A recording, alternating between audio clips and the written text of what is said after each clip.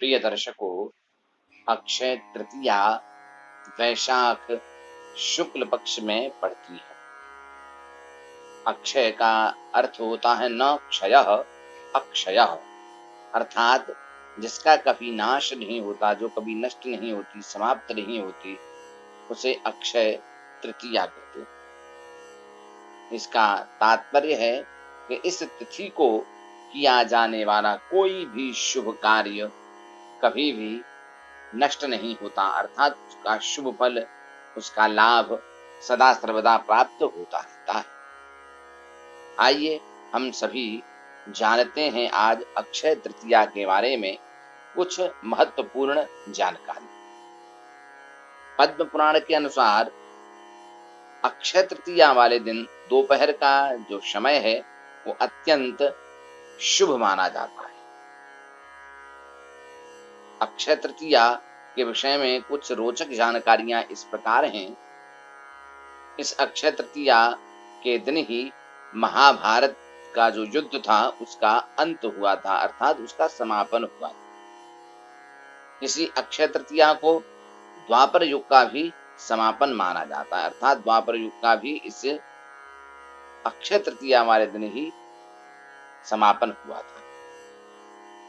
इसी अक्षय तृतीया को सतयुग और त्रेता युग का आरंभ माना जाता है। इस दिन क्या क्या कार्य करने चाहिए, तो कहा इस दिन आप वृक्ष लगाएं। वृक्ष लगाना इस दिन बहुत ही शुभ माना गया है।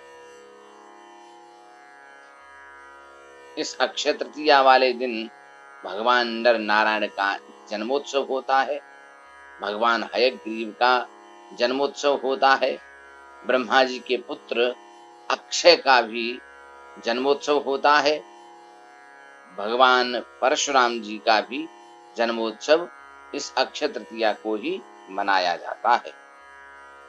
इस दिन मां अन्नपूर्णा का भी जन्मोत्सव माना गया है। भागीरथी गंगा इसी दिन स्वर्ग से धरती पर आई थी। महाराज युधिष्ठिर को इसी दिन अक्षय पात्र की प्राप्ति हुई थी। श्री कृष्ण और सुदामा का मिलन भी इसी अक्षय तृतीया वाले दिन ही हुआ था। इसी अक्षय तृतीया वाले दिन ही जब द्रौपदी का चीरहरण कर रहा था दुष्ट दुशासन, तब भगवान श्री कृष्ण ने इसी अक्षय तृतीया वाले दिन द्रौपदी के चीर को बढ़ाकर उनकी रक्षा की थी। इस दिन आप क्या क्या कर सकते हैं, तो कहा अक्षय तृतीया वाले दिन आप जप करें, तप करें, यज्ञ करें, हवन करें, पूजा पाठ करें, पितृदेवों की प्रसन्नता के लिए तर्पण करें, पिंडदान करें।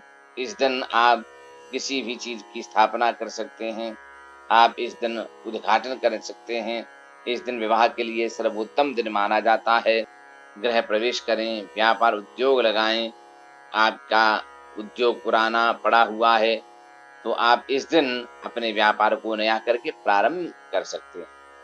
इस दिन आप धार्मिक स्थलों की यात्रा करें, भूमि पूजन करें, भूमि खरीद सकते हैं। आप इस दिन वस्त्र, आभूषण आदि भी आप खरीद सकते हैं।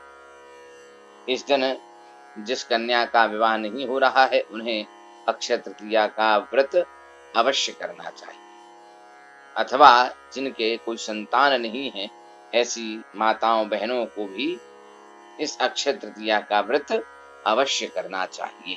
दान क्या क्या कर सकते हैं अक्षय तृतीया वाले दिन, तो कहा अक्षय तृतीया वाले दिन आप अन्न दान करें, शक्कर दान करें, इमली दान करें, सब्जी दान करें, फल फूल दान करें, कपड़े दान करें, सोना चांदी, गर्मी से बचने के उपकरण भी आप अक्षय तृतीया वाले दिन दान कर सकते हैं। अब हम जानकारी लेते हैं कि इस दिन पूजा कौन से देवता की करनी चाहिए। इस दिन लक्ष्मी नारायण का पूजन सफेद कमल अथवा सफेद गुलाब के द्वारा किया जाता है। यदि आप ऐसा पूजन करते हैं तो नारायण सहित मां लक्ष्मी की कृपा अवश्य प्राप्त होती है। इस व्रत का इतिहास भी इस प्रकार है कि माता पार्वती जी ने भगवान सदाशिव को अपने पति रूप में प्राप्त करने के लिए इस अक्षय तृतीया का ही व्रत किया था।